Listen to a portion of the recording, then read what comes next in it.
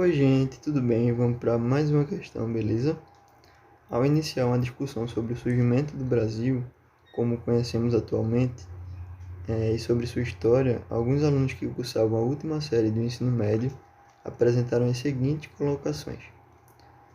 Pedro entendia que a história oficial do Brasil deveria ser contada a partir do descobrimento do território do atual país, mas que os acontecimentos anteriores à chegada dos portugueses também deveriam ser levados em consideração para entender como e por que tudo aquilo havia acontecido. Então a gente tem uma fala coerente, né, de Pedro, porque ele não coloca em xeque, né, no centro da nossa história a colonização portuguesa, mas ele reconhece que foi um período marcante para a nossa história, né, também. Então, Pedro foi coerente na sua colocação. Luzia afirmava que a história do Brasil não deveria ser vista apenas a partir da chegada dos portugueses, pois a região onde hoje existe o Brasil já fora habitada havia muitos séculos por homens pré-históricos cujos fósseis foram encontrados e são vestígios da antiguidade dessa história.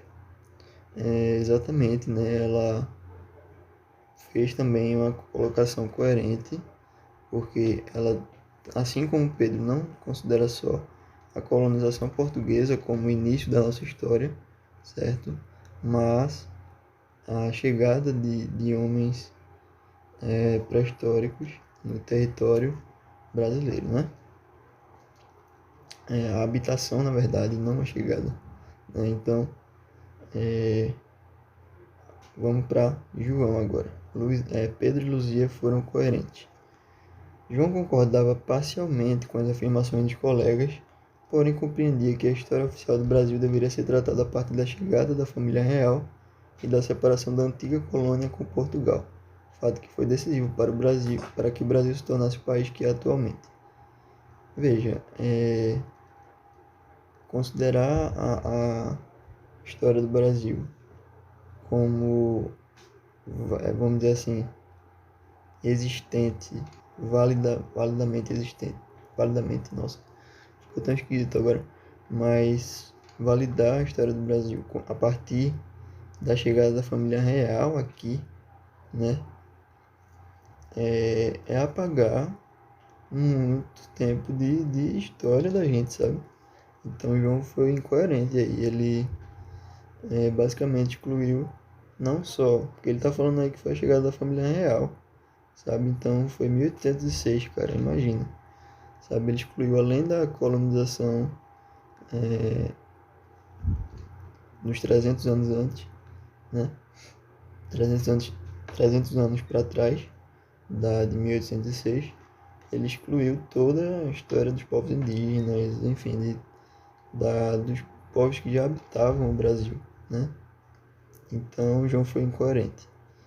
Isabel acrescentou que concordava com parte das colocações dos colegas, porém lembrou que não poderia ser contada a história do Brasil sem lembrar que a conquista dessa região deu-se com a exploração da mão de obra africana escravizada e trazida para a então colônia portuguesa, que deixou um importante legado cultural para o Brasil.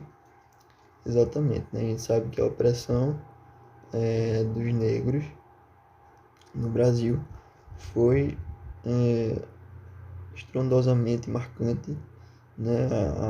A escravidão foi se não o pior, um dos piores sistemas instalados no Brasil. E Isabel foi coerente.